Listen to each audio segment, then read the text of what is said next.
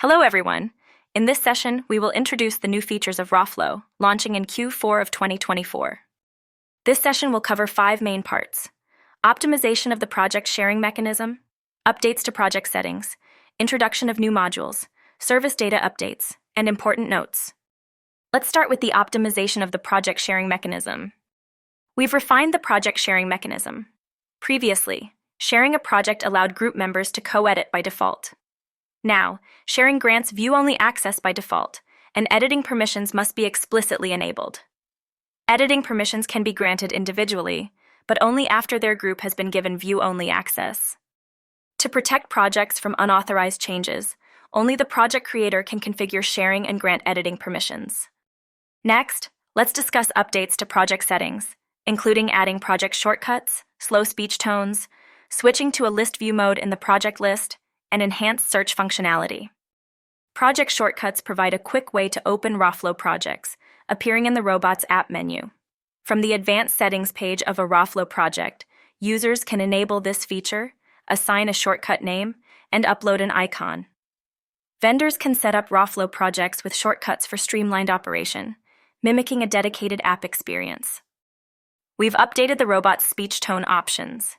To meet elder care needs, we've added 3 slower speech tones, with slow 1 being the fastest and slow 3 being the slowest. Additionally, the cheerful tone has been adjusted for faster delivery in the latest version. In response to teams managing increasing numbers of projects, we've introduced a list view mode for easier project management and searching.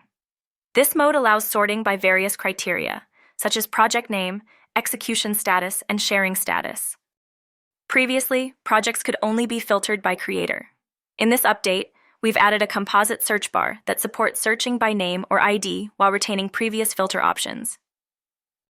Now let's explore the 4 new modules: Conditional Branch, Random Branch, Scanning, and API. The Conditional Branch module directs workflows based on variable calculations. For example, if a user's score exceeds 80, the workflow follows path A. If below 80, it follows path B. The Random Branch module allows the robot to randomly execute different flows, enabling more flexible and dynamic interactions. This module includes 2 modes: dice roll mode and lottery mode. In dice roll mode, the robot randomly selects a flow branch each time, with all options having an equal chance of being chosen. In lottery mode, users can customize the quantity of each option. During the project execution, the quantity of a selected option decreases by 1 after each selection, continuing until all options have been fully drawn. The Scanning module allows the robot to activate its camera to scan barcodes. Within the module, you can configure the barcode type and assignment variable. If multiple barcodes are added, each barcode must have unique conditions and be assigned to different variables. The branching logic for this module includes the following outcomes: scan successful, cancel scan, no response. If the module contains more than 1 barcode, all barcodes must be successfully scanned for the process to be considered successful. Finally, we have the API module. With API integration, the robot can automate interactions with third-party platforms, enabling data exchange or service invocation without manual intervention. To use the API module, you must first add API data to the team's resource library. The configuration items include the name, request method, API URL, and additional information for authentication.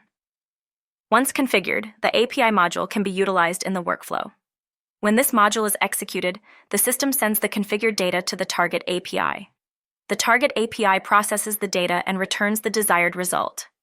Therefore, it is necessary to specify the preferred return format in the module settings. Next, we will introduce 2 updates to the service data. In response to the launch of the Conditional Branch module, we've added a new conditional hit rankings report to the service data. This feature allows users to observe which conditions are most frequently triggered, helping track user preferences.